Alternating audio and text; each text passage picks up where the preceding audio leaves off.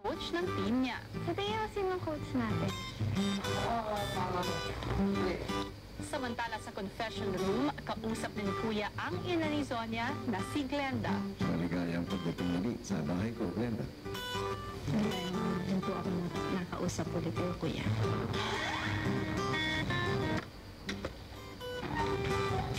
Baka maayos pa. Yan na. Who's that? Sabi ko sa'yo, di ba? Sabi ko! Sabi ko na!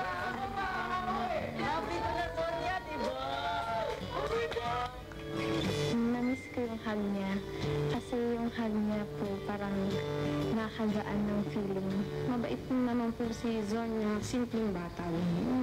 Di ba siya conscious sa sarili niya? Mabait ba naman si Sonia sa inyo? Mabait na mabait po. Hindi nga po umiinit.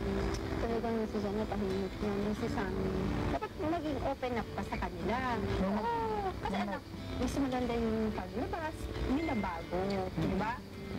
Maya-maya sa confession room,